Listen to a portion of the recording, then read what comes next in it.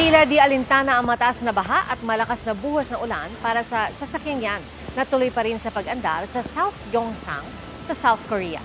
Isa po yan sa mga lugar na hinagupit ng malakas na ulan doon. Ayon sa local media, isang patay habang 3 ang sugatan bunsod ng landslide na direktang tumama sa isang residential na gusali. Halos 100 residente ang iniligtas dahil sa banta ng pagguho ng lupa.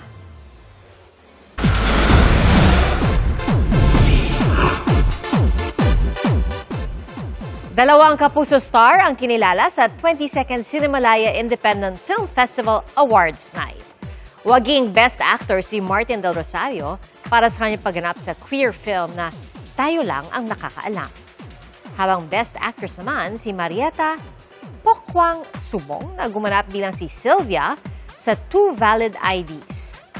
Kapwa sila nanalo na aktres na si Ruby Ruiz para sa pelikulang Status Rejected. Ngayon, marami na nagbago. Sabi nga nila, malayo na, pero malayo pa.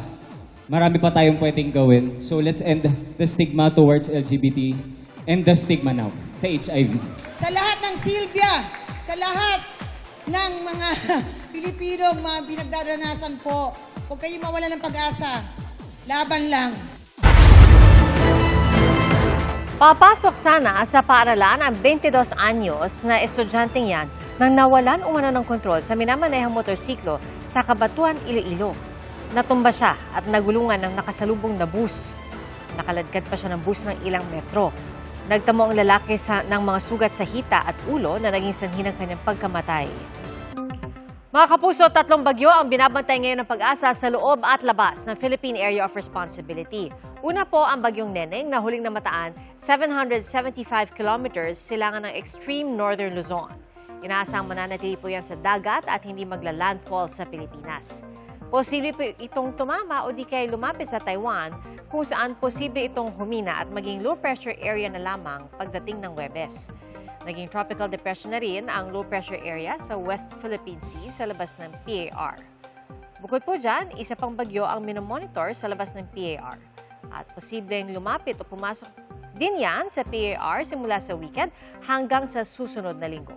At dahil po sa mga weather disturbances sa paligid ng bansa, naiimpluwensyahan ang habagat. Base sa datos ng Metro Weather, umaga bukas may chance na ulan sa Ilocos Region, Cordillera, Central Luzon, Metro Manila, at Mindoro Provinces.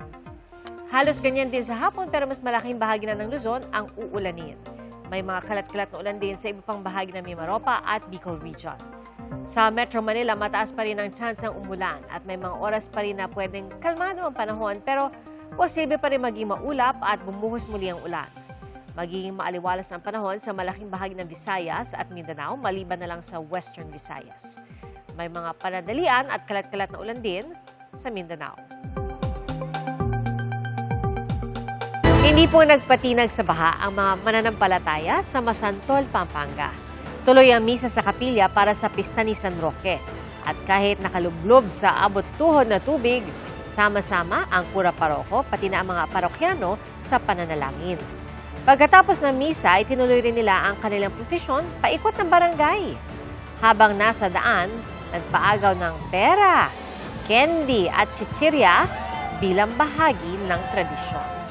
Bagamat taon-taon nila itong nararanasan, panawagan ng mga mananampalataya ay mabigyang pansin sana ang sitwasyon sa kanila.